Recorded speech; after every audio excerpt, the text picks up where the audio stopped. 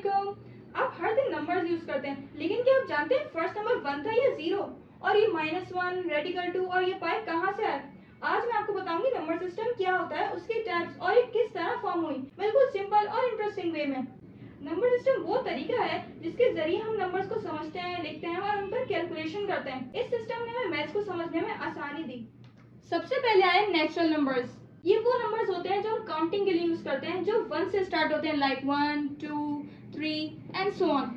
लेकिन जब किसी चीज का ना होना या खाली होना दिखाना पड़ा, तब 0 फॉर्म हुआ। फॉर एग्जाम्पल, आपके पास 2 मैंगोज हैं और आपने दोनों खा ली, तो आपके पास क्या बचा? नथिंग, कुछ भी नहीं।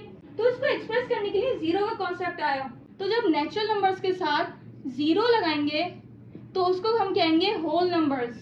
0 के आते ही नंबर्स पूरे हो गए, तो इसीलिए हम इनको कहते हैं होल यानी पूरी गिनती। फिर आए इंटीजर्स। ये वो नंबर्स होते हैं जिसमें पॉजिटिव नंबर्स, 0 और नेगेटिव नंबर्स ये सब इंक्लूड होते हैं। ये इंटीजर्स क्यों डेवलप हुए? जब लोगों को कुछ सिचुएशंस में लॉस, डेट यानी उधार या नीचे जाने वाली वैल्यूज में प्रॉब्लम्स आई, तब जरूरत हुई ऐसे नंबर्स की जो 0 से भी छोटे हो। जब इंटीजर्स आए, एक एग्जाम्पल से मैं आपको समझाती हूँ।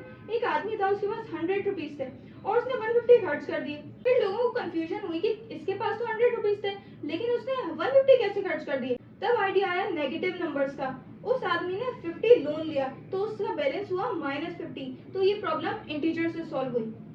ये प्राइम नंबर्स क्या होते हैं? ये वो नंबर्स होते हैं जिसके 2 फैक्टर्स होते हैं, एक तो 1 और दूसरा वो नंबर खुद। Let's suppose 3। ये 3 सिर्फ 1 से और खुद से ही एग्जैक्टली डिवाइड किया जा सकता है। ये और किसी के टेबल में नहीं आता। फर्स्ट प्राइम नंबर है 2, ना 0 ना 1, देन 3, 4 नहीं होगा बिकॉज ये 2 के टेबल में भी आता है और इसके 3 फैक्टर्स हैं। देन 5, 6 भी नहीं होगा, 7 और इसी तरीके से सीरीज चलती जाएगी। ये बात याद रखिएगा, एमसीक्यूज में पूछ सकते हैं कि जितने भी प्राइम नंबर्स होते हैं, सिर्फ 2 ऐसा प्राइम नंबर है जो इवन है, बाकी सारे प्राइम नंबर्स ऑड है। लेकिन सारे ऑड नंबर्स प्राइम नहीं है। Now what are composite numbers? ये प्राइम नंबर्स से बिल्कुल अपोजिट होते हैं। जो प्राइम नंबर्स नहीं होते वो सारे कंपोजिट नंबर्स होते हैं, मींस जिनके 2 से ज्यादा फैक्टर्स हो। जैसे कि अभी मैंने आपको बताया 4, इसके 3 फैक्टर्स होते हैं, एक तो 1, second is the number itself और थर्ड वन इज 2।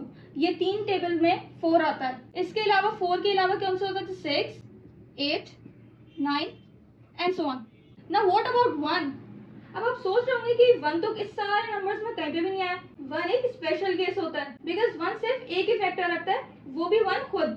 इसलिए ना ये प्राइम नंबर है जिसके 2 फैक्टर्स होते हैं, और ना ये कंपोजिट नंबर है जिसके मल्टीपल फैक्टर्स होते हैं। जब चीजों को फ्रैक्शंस यानी पार्ट्स में डिवाइड करना पड़ा, तब आए रैशनल नंबर्स, जो ऐसे नंबर्स हैं जिनको फ्रैक्शन में लिख सकते हैं, जैसे p/q।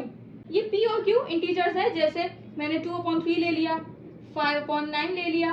लेकिन एक शर्त है कि q जो है वो 0 के इक्वल नहीं होना चाहिए।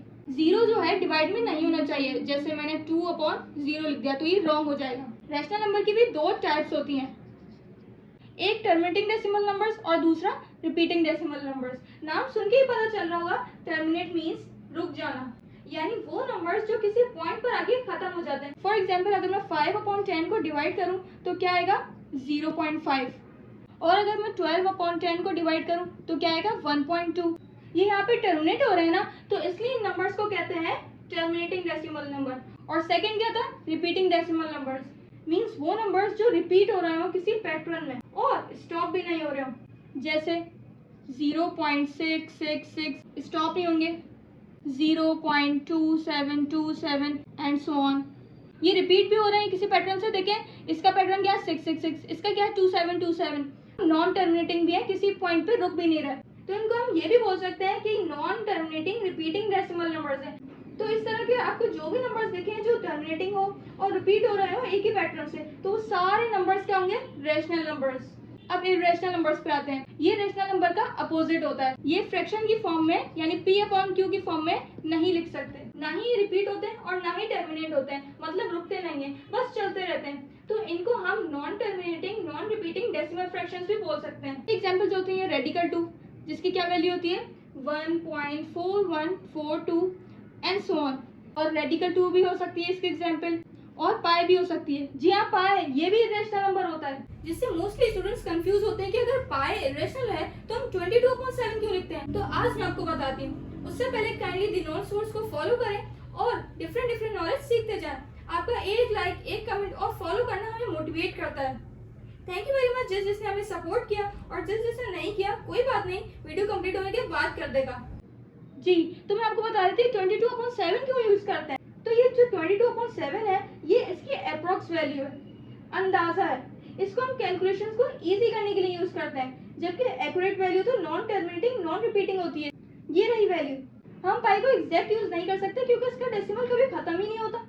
और लास्ट है हमारे रियल नंबर्स। जितने भी रैशनल नंबर्स हो और जितने भी इररेशनल नंबर्स होते हैं, ये सब मिलके बनते हैं रियल नंबर्स। देखिए, रैशनल नंबर्स फ्रैक्शन की फॉर्म में लिखे जा सकते हैं, और इससे पहले जितने भी नंबर्स पढ़े हैं उनको भी तो फ्रैक्शन में लिख सकते हैं ना। वो कैसे? जैसे मैं यहाँ लिखूँ 4। जैसे कि हमें पता है जब डिनोमिनेटर में कुछ नहीं होता तो हम 1 भी लगा सकते हैं, तो ये रैशनल नंबर ही बन जाते हैं। तो इट मीन्स जितने भी नंबर्स हमने पढ़े हैं अभी तक, natural numbers, whole numbers, prime, composite, integers, rational and irrational, ये सब रियल नंबर्स में आते हैं। फिर आते हैं इमेजिनरी नंबर्स। इसका पूरा कॉन्सेप्ट मैंने इस वीडियो में एक्सप्लेन किया है। That's all for today. मिलते हैं नेक्स्ट वीडियो में। जब तक दी नॉन सोर्स को फॉलो करें और वीडियो को ज्यादा से ज्यादा शेयर करें, और वीडियो अच्छी लगे तो लाइक जरूर करेगा। अल्लाह हाफिज।